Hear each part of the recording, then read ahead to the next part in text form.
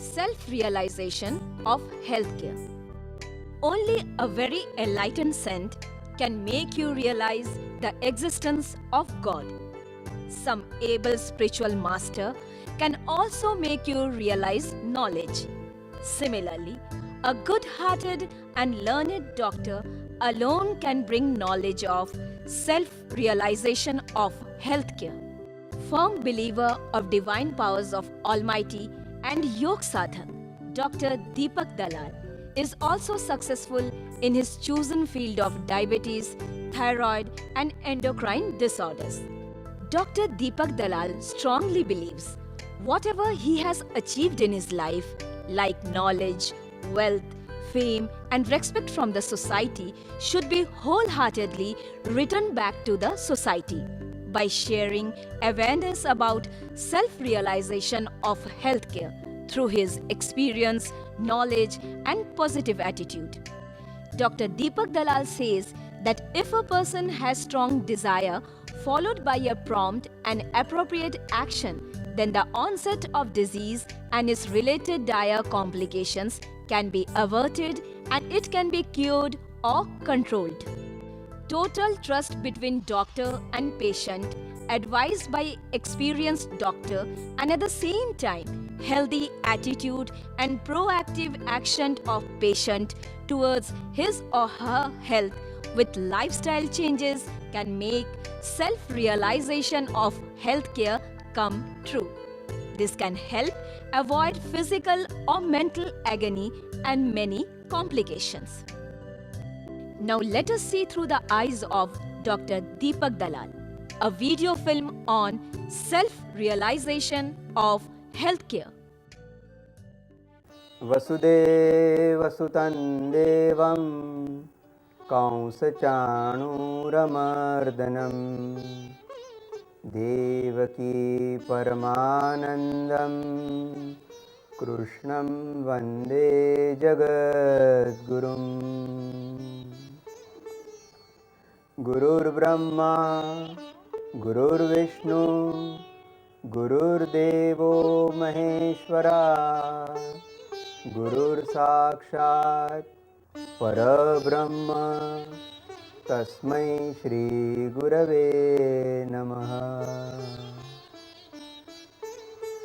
उनको नमन शतबार हैं जिनके हृदय स्वास्थ्य कमल खिले हैं।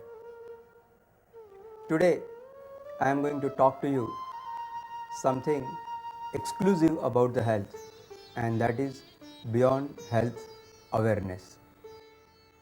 How this idea came to my mind.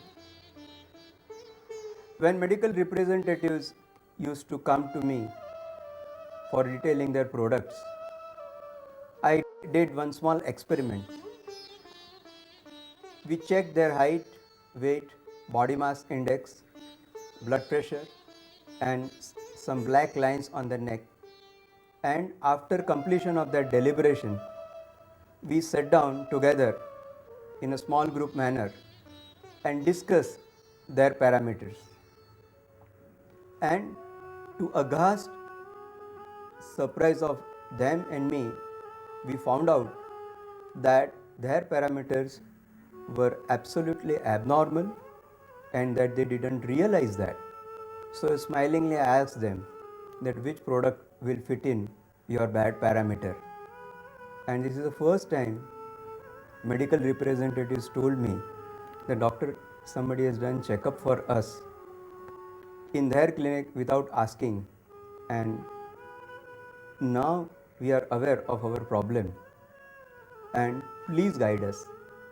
So the whole deliberation has turned out of this particular effort of checkup. So I realized that evidence-based evaluation and education in a group manner has a different value, and today is an attempt to do so. Let us put life into the checkup, and after putting that life in that checkup, let us know what to do, how to do. So we proceed further. Then very smilingly I tell them, don't worry about your parameters. and I show them one car and I tell them this is 21st January 1984 specifically. 2 people died on the spot, 6 injured. Then I show them another picture of me, and that is I was badly injured with a liver tear, fractures of both the arms, and in the ICU for a couple of months. When my health can improve to this particular level, why you cannot improve? So they were asking me, doctor, how this happened? So I told them that I was looking at the health and not my handicaps. And there are only two ways in which you can come out of any grief. That is not to look at bad thing by looking back and look at something bright in front of you and in a future, and that is a health. I was very confident about two things: do regular checkup and improve on your checkup. To understand this, we'll begin with some cartoons. Do you see this diagram? In this diagram, in the center, there is a gray area covered by orange area and further covered by green area. Gray area is a possibility of a complication during your life. Orange area is a possibility of a disease during your life, and green area is abundant health that God has given to you. Now, this doesn't remain same, it changes with the time. As the age advances, when you grow older and older, by default, gray area increases, orange area increases, and green area comparatively reduces. But if you are negligent about your own health in terms of the lifestyle, that is diet, exercise, and unnecessary stresses, then gray area grows faster, orange area grows faster, and green area may remain same or it reduces. Now you have a choice of controlling gray and orange area and maintaining green area, or you have an opportunity to reduce the gray area, that is complication, reduce the orange area, that is a disease, and abundantly increase the green area, which is your health, and all your sufferings are in proportion to the green area. If green area is less, you will suffer, and if green area is abundant, you will live a full life in spite of disease and a complication. But sometimes something happens suddenly, that everything is fine, your health is fine, but suddenly the complication grows beyond a point, and we hear that suddenly he got a heart attack or suddenly he got a paralysis. He was absolutely fine. And sometimes we listen that everything was fine, he was working in an office and suddenly he died. So in such events, in spite of the good health, suppose complication takes over, then there will be serious trouble. So what I am trying to tell you today is that there may not be any trouble in spite of a complication, in spite of a disease, for years together. Mind you, years together. Today, all of you must be feeling that you are fine, you are working as a MR properly, and there is no trouble, right? But see, look at your parameters. So if you check these parameters, then you can know the disease well in advance. And there are 4 essential parameters which doesn't trouble you anymore. And they are your body weight, your blood pressure, your sugar, and your fat. And mind you, for years together, you may not have any trouble in spite of these parameters absolutely bad. And this is the challenge, or this is an opportunity to check them, control them, and come out of it and grow your health. So today you must be feeling that we made a great mistake by coming to Dr. Dalal's room. We had to undergo this checkup, and all these bad parameters we have found, and everything is doomed. But the other part of your heart is also telling that the good, we could detect something so that we can work on it. So with this mixed feeling, I am telling you stories. So I'll tell you what is a Mercedes car story. Suppose this is your Mercedes car, given to you for a month, chauffeur driven, no charge. You can take anywhere, any place, and you enjoy that. And after 1 month, as per the promise, Mercedes is taken away from you, and you go back to your feet or a scooter or a car or whatever, but not this particular Mercedes car. What is your feeling with this Mercedes car and what is your feeling with your own vehicle? Is there any difference? If there is a difference, there is a difference in your health. Your current health is like your regular vehicle, and when you check your vital parameters, correct them, maintain them with a proper diet, exercise, and the health planning, your life is like a Mercedes car. So, if you protect your health, preserve your health, progress your health, and procreate your health, your life will be like a Mercedes car. And if you waste your health, then it is punishable. Now we will talk about checkup and therapy. People feel, that why to do checkup? What's point in it? And when I don't do checkup, I'm fine. Why the hell create unnecessary trouble by checking? So I tell them that what is checkup?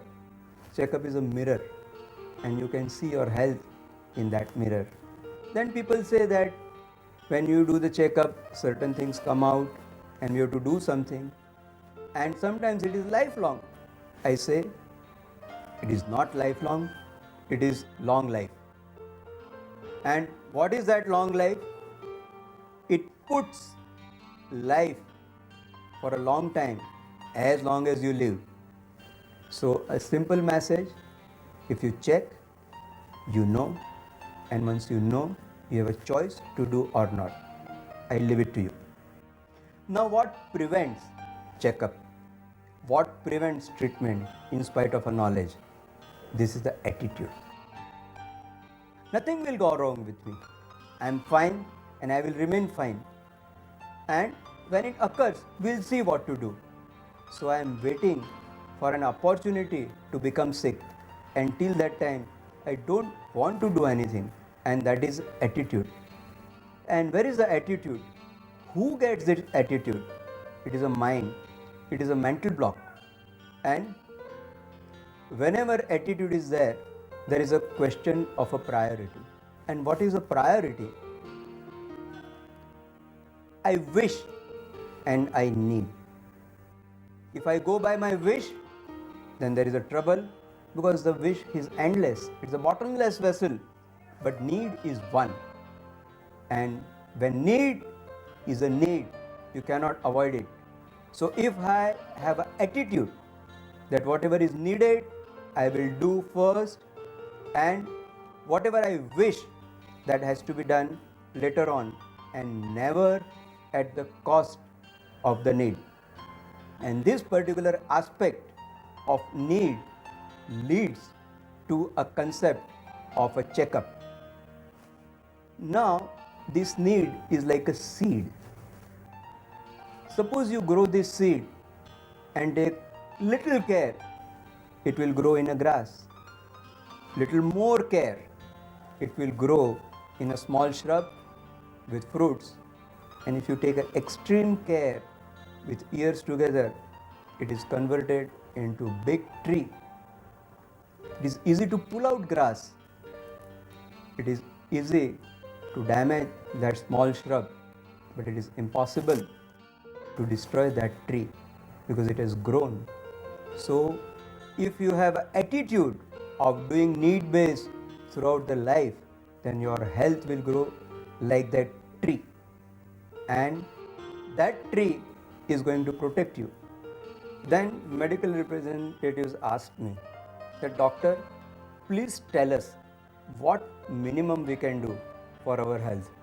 Then I told them a sequence of a car. Car has four wheels and all four wheels should be proper all the time throughout the journey from start to finish. Similarly, our health car has four wheels, and that is normal body weight, normal blood pressure, normal blood sugar, and normal blood fat.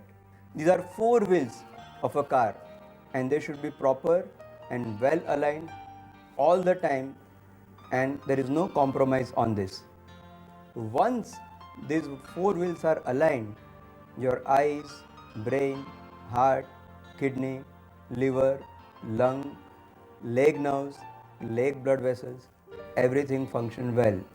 But if any one of them is bad, then it will deteriorate or it will put a load on other will, and in that bargain all other 8 organs will suffer.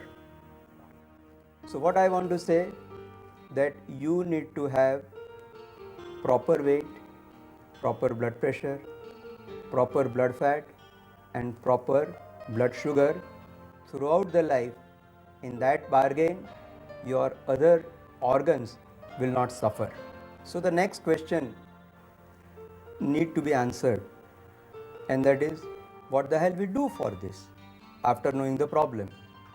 There are four wheels of a car, and this car will take you towards the health.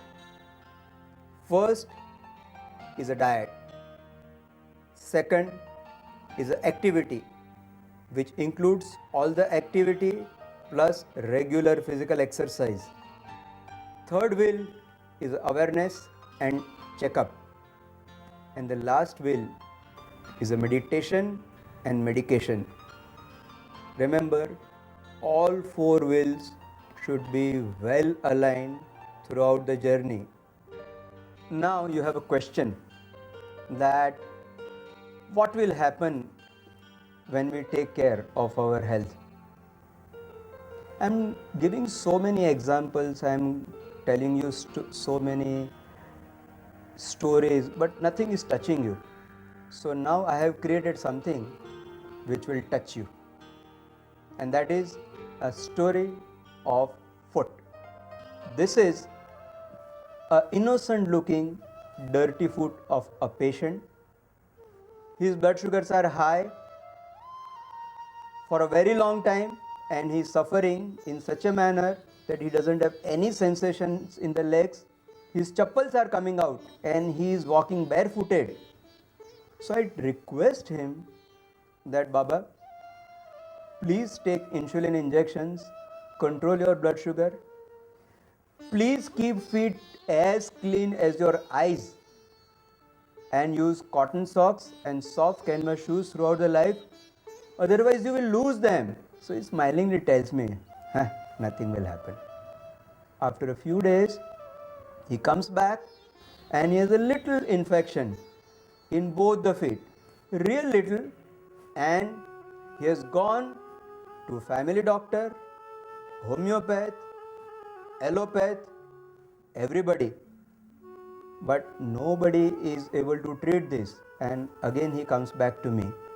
Again I tell him 3 things: take insulin, take care of your feet, and take proper medications. He says, every time you will tell me about the insulin, I don't want insulin.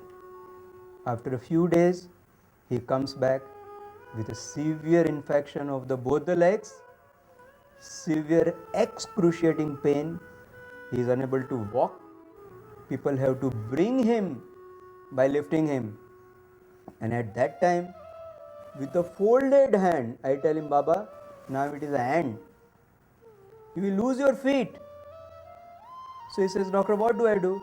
I said, take insulin injection, take care of your feet, and take proper medications, antibiotics, and other care. He said, every time you will tell me the same thing. And again he comes back to me with one black small finger. And he says, "Doctor, this time it is paining like a hell. I can't bear this pain. I can't sleep in the night. Please do something." So I tell him, take insulin, take care of it. But now this time, this black toe has to come out. To save the foot, you have to remove the toe because toe is already dead. He says, "No, doctor, I don't want to do that." And ultimately, he lands up with a surgery. And when doctors were operating, do you know what has happened? He could be operated without anesthesia because he doesn't have any pain only. But again, when the wound was getting healed, his sugars came normal. He did some monkey trick again.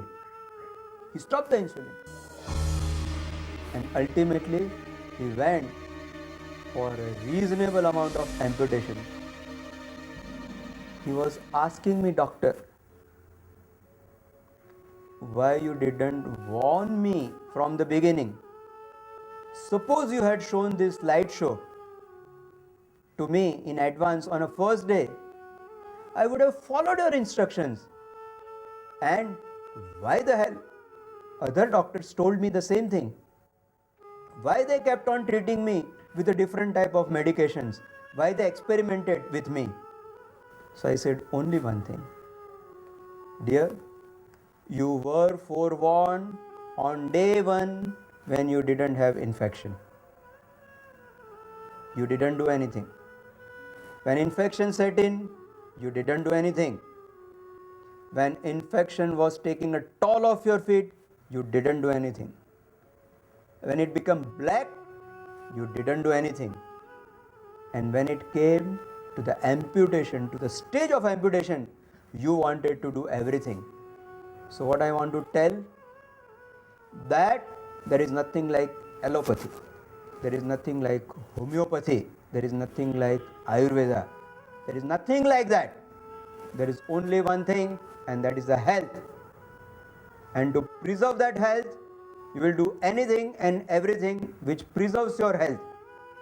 And in that bargain, if you compromise and if you take shortcuts, doctors are not responsible. You are responsible for sheer neglect.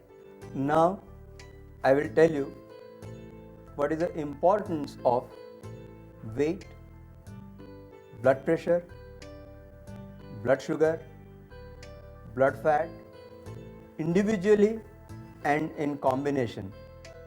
Now we will begin with the first slide, and that is what is the importance of weight in terms of diabetes.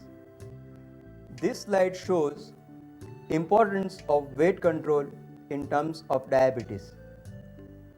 X-axis shows age, Y-axis shows blood sugar level. First is a normal weight. This fellow doesn't develop diabetes even at the age of 80 years. Second, 20% overweight develops diabetes at the age of around 50. Third, 40% overweight develops diabetes at the age of 35. And fourth, 60% overweight develops diabetes at the age of 20 to 25 years. So overweight has a direct correlation with the occurrence of diabetes irrespective of age, and you can develop diabetes even at very young age of 25 years because of the overweight. Now this slide shows what is the relation between waist circumference, body mass index and occurrence of diabetes. As your waist size increases, as your BMI increases, the chances of occurrence of diabetes increases. When both are normal, the chance is 0.5, but when both are high, the chance is 15 times more.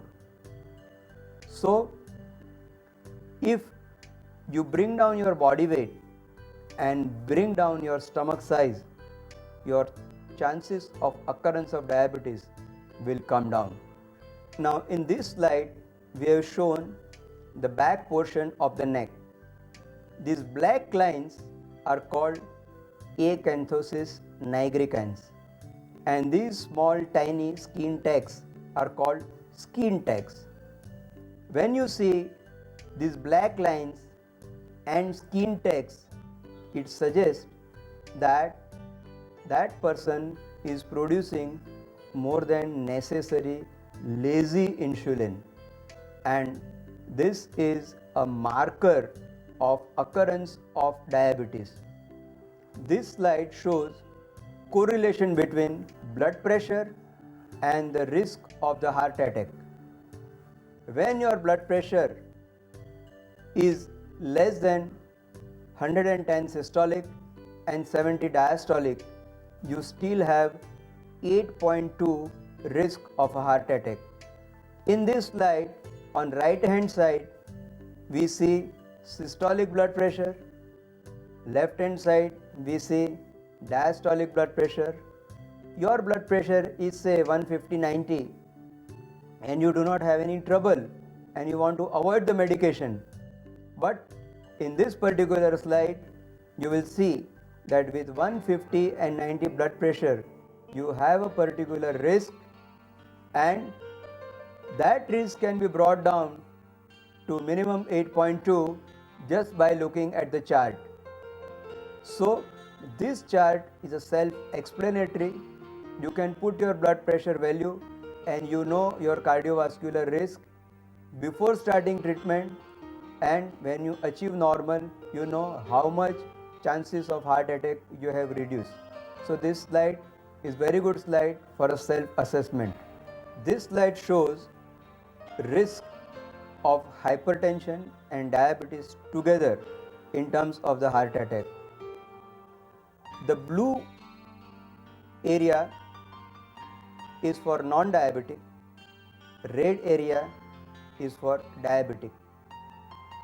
On x-axis, you have a different blood pressures, 120, 140, 160, 180, that way. And on y-axis, occurrence of a heart attack. At any given blood pressure, person who has diabetes, he has a double the risk of a heart attack. Let it be 120 or let it be 160 blood pressure. So this means when diabetes and a blood pressure coexist, the chances of heart attack doubles. Also, when you have blood pressure, you need to check for diabetes, and when you have diabetes, you need to check for the blood pressure. This looks little complicated slide, but don't worry. This is outcome of multiple risk factor intervention trial. Let us know the background of this slide.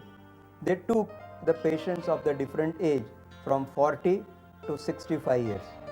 So the bottom is younger people, top is the older people. And on left hand side, we have female cohort. On right hand side, we have a male cohort. Now female cohort is divided into two parts, non-smoker and a smoker. Male is divided into two parts, non-smoker and a smoker.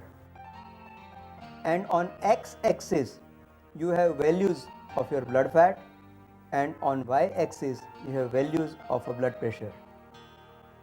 Now I want to see where do I fit in this.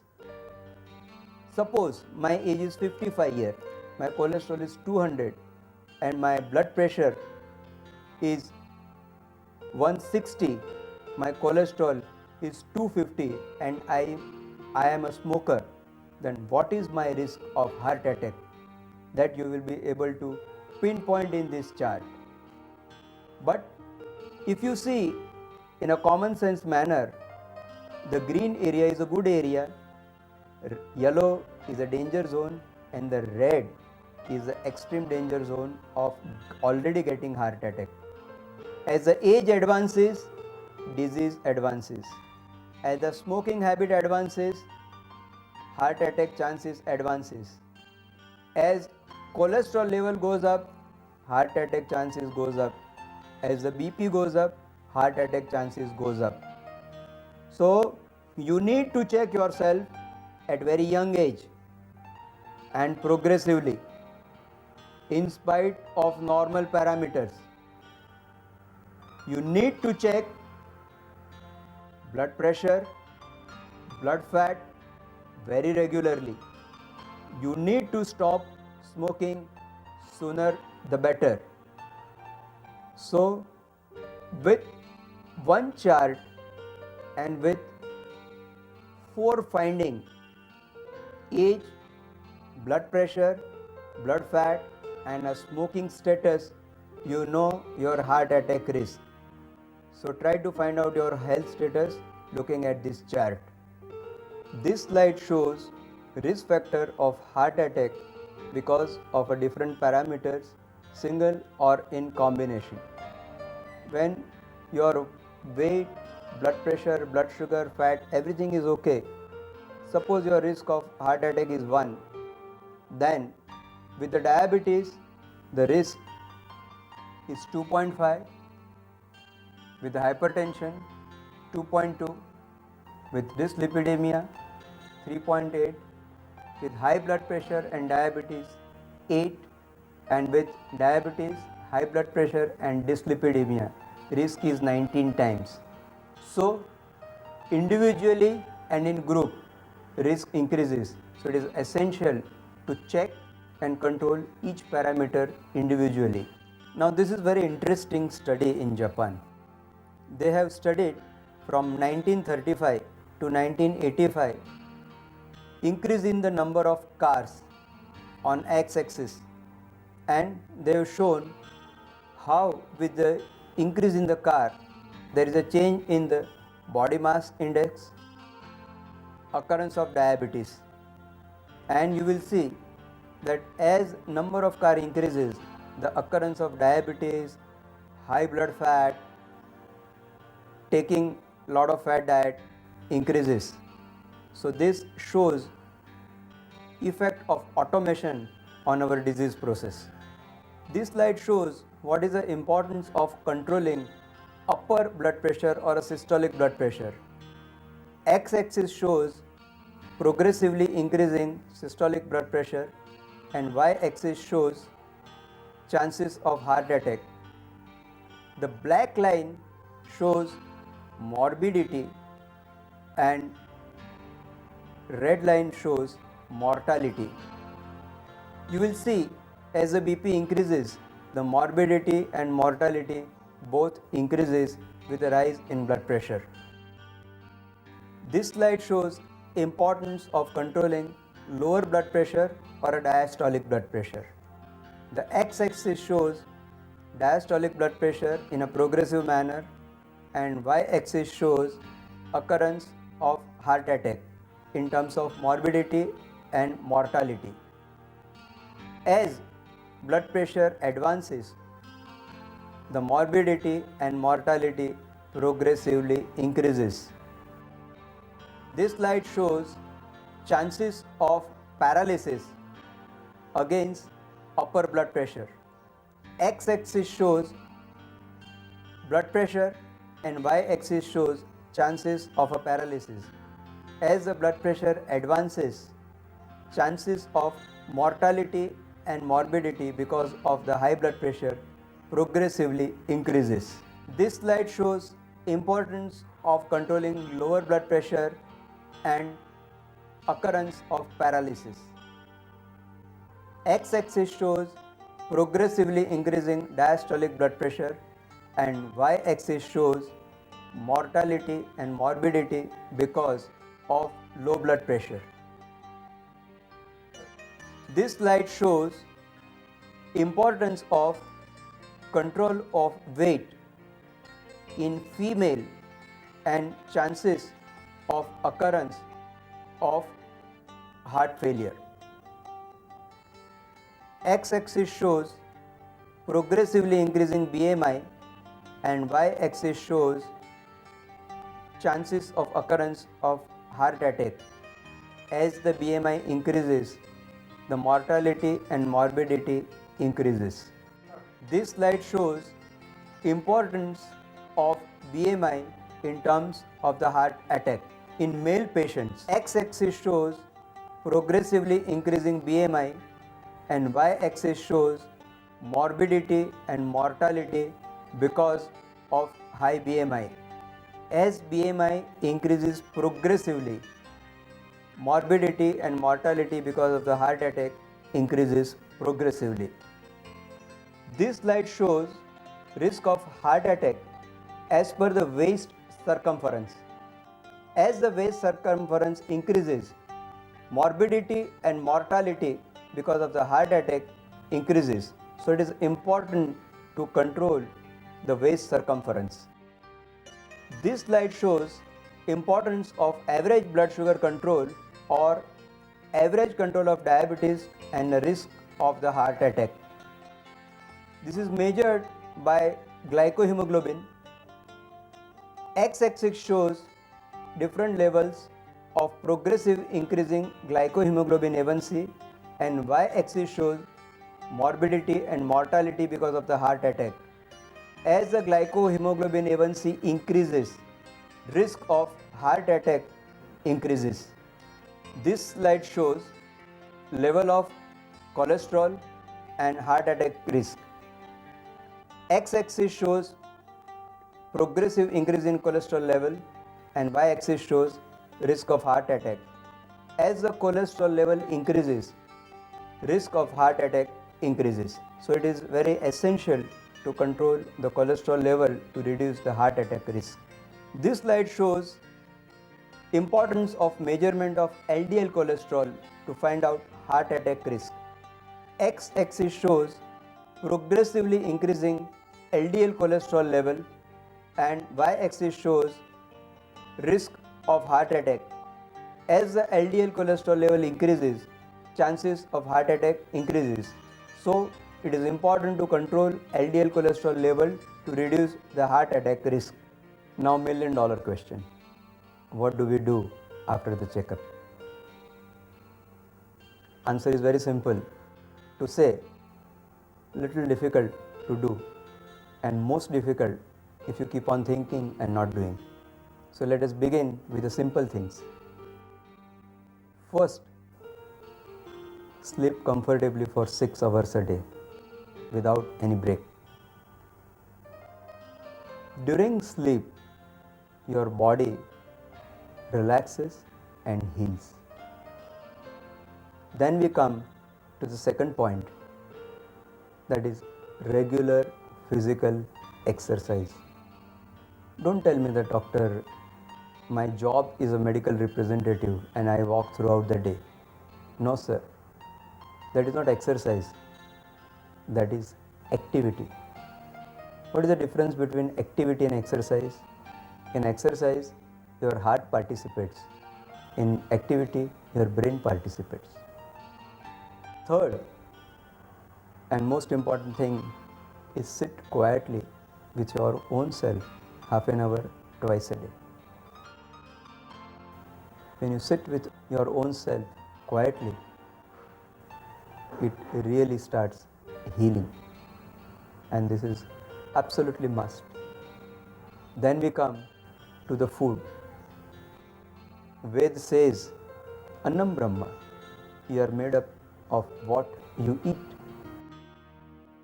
At the same time, what you eat, how you eat, how much you eat, everything has its own role to play.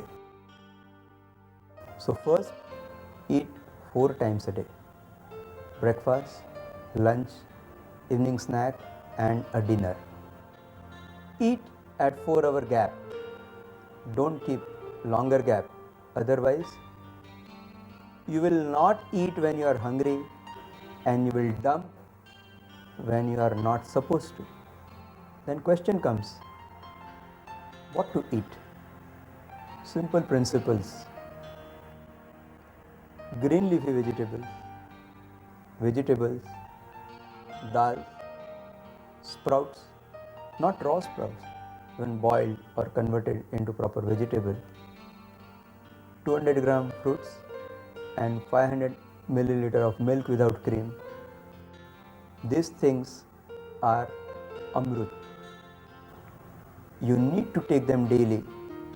And green leafy vegetables, sprouts and dal you can take in any amount. Even if your uric acid is high, take medication for the uric acid, but don't stop your dals and sprouts. That's very important.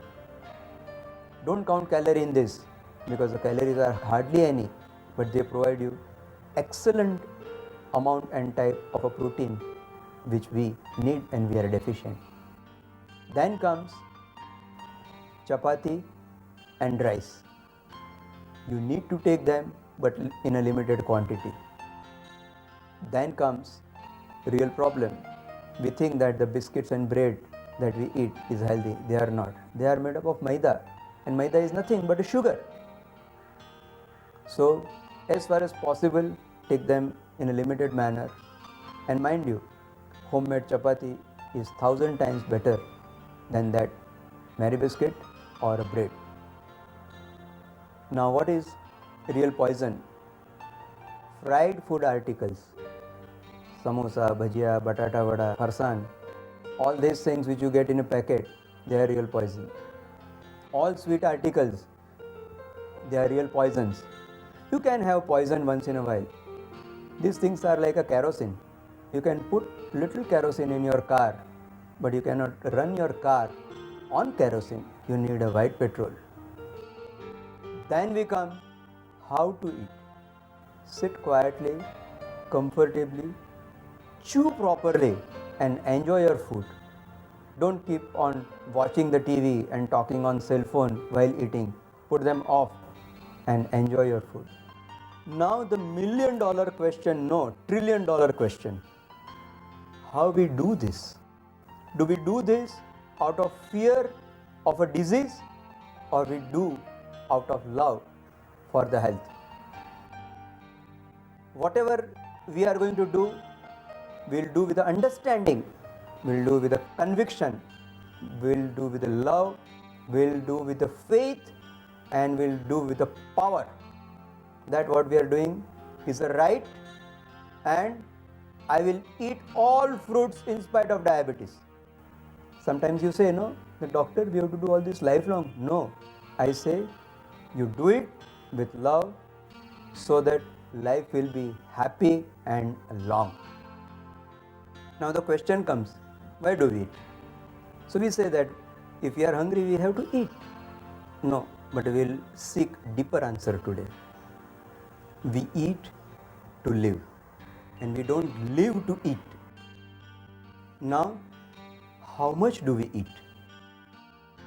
We need only 1/3 of the food that we eat for our survival and well-being. Then what happens to 2/3? 2/3 we eat out of habit, or 2/3 we eat to become more and progressively sick and a disease. So we need not eat more than needed. Then now the last important question, what the hell I do after eating? So here the purpose of life comes, and that's very important issue. If I have a goal in my life, and if I am going towards a goal, then the first goal of my life is to remain healthy. If I am not healthy, I won't be able to match any goal of my life because of want of health. So I eat to remain healthy throughout the life. Many a times I hear and participate in a fruitless and useless discussion of doctor, which is good oil. So I say all oils are good except hydrogenated dalda, because it has nothing but the trans fatty acids. Other than dalda and any hydrogenated oil, all oils are good. Am I very clear on this? Now, what is most important? Oil is not bad. Underline, oil is not bad. Method of frying is bad. The real enemy is a frying process. Now, what happens during frying? Very simple. During process of frying, healthy food friends die. During process of frying, healthy food friends die, and during process of frying, killer enemies multiply. So who are healthy friends? All the carbohydrates, all the proteins with different amino acids, all the fats with the different components, all the fibers, all the antioxidants, cis fatty acid, glycerol, water and fat soluble vitamins, all are friends. And when you fry them, they die. You want a proof? Put your finger in a frying oil and see what happens to your finger. Same thing happens to the food when you fry. Now, what happens to the oil? When you boil the oil, the temperature is around 650 centigrade onwards. All good cis fatty acid are converted into trans fatty acid. All polyunsaturated fats are converted into fatty acids. Glycerol dies. Fat soluble vitamin are killed. All the antioxidants become oxidants. Amount of free radicals increase, and ultimately cancer giving substance acrolein increases. Now when you fry for a longer time, friends die and they get charred and enemies multiply. Now I have a question. What will you have for your lunch today? If nothing is available, and what will be available very easily? So pav vada or a samosa. Now he has fried this samosa in the morning. Now you are going to have it again, and that is garma garam. He is using the same oil which he has used in the morning. He is going to use the same fried samosa which he has fried in the morning, but he will fry again. And if that oil has become black, he is going to put little more oil in that black oil and he is going to fry again, meaning thereby he is going to give you no friends and only enemies. Am I very clear? You think that by having this fried samosa or pav vada, you are going to maintain your health on a long-term basis. No, this is not possible. At least whenever you eat these fried things, tell yourself to your body, I am sorry, I am providing you kerosene-like food, please pardon me. And with this particular prayer, you feed yourself with that pav vada and samosa and be ready for different types of troubles, including heart attack in future. If I need to remove 2 utensils from my kitchen, which are only 2 utensils I will remove. One is a frying pan and second is a perforated handle, because it supports process of frying. And remember, through that jhara or that perforated thing, what drains out is your health, and what remains is a poison which nurtures your disease. Now I am going to give you 2 healthy recipes. One is a boiled ghee and second is a masala roti. So we will begin with the boiled ghee. When we purchase milk and we remove cream from it, what do? Do we throw away? No, we don't throw away. Then preserve that cream in a deep freeze.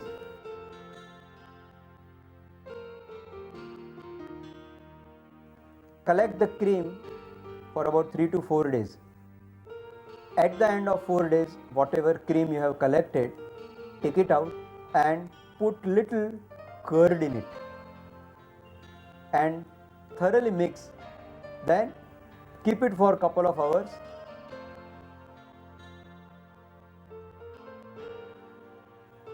This particular cream, you call it white butter. Now this butter is very healthy because it has a lot of moisture in it. 3 teaspoons of butter is equivalent to 1 teaspoonful of oil. So instead of using 1 teaspoonful oil, you can use 3 teaspoonful butter, fresh. Now suppose you want to preserve this butter. Take this butter in a small vessel, put it in a pressure cooker and put little clove and cinnamon in it and boil it with 3 whistles, and this is boiled ghee. Again preserve this ghee in a freeze. Now the buttermilk which comes out is a very tasty. You can use for regular cooking or drinking. Our second recipe is masala roti. The advantage, it is prepared at home. Disadvantage, it is not available outside. So you have to make it at home. It has 4 ingredients. 1. Wheat flour. 2. Soybean flour. 3. Minced vegetable. And 4th part is a sprouted moong or matki or chana. All are taken in equal portion. Sprouts can be used in a crushed manner also. Then put masala of your choice. Mix them and use curd to bind them and not oil. And then you prepare regular roti with minimum amount of oil. Now what is the power in this? One masala roti, when compared to Mary biscuit, it has a half starch, double protein, half fat and fibers 25%. Advantage, you can prepare at home. This costs somewhere around 30 to 40 rupees per kg. Mary biscuit is easily 65 rupees per kg. So cost wise is also half. You can put it in a small plastic bag, carry with you in your pocket and eat any place, anytime, as per your appetite and as per your hunger. Everything has to end well. And we say, जिसका अंत अच्छा, उसका सब कुछ अच्छा. We have begun with the evidence and evaluation based education program. We began with a checkup of weight, height and blood pressure, blood sugar and blood fat. From that we went further to see the impact of these 4 parameters on our overall health. Then we discussed 2 extremes. One is a Mercedes story and one is a food story. So we realized that the attitude is very important. And after that, we have decided what to do, and we made up our daily program in terms of activity, diet, and in diet we realized what is amrut and what is poison. In the end, I want to say that I am not doctor. I am Hamrahi. I am with you in this journey of health. I will tell you what I do. I don't want to preach what I do not practice. And let us walk together towards our own health, towards the health and away from the disease. Now, there is no doctor, there is no patient. We all are friends, moving towards the health together, once and forever. Needless to say that you need a doctor, but need to say that those doctors who are not practicing will need people like you to guide their path.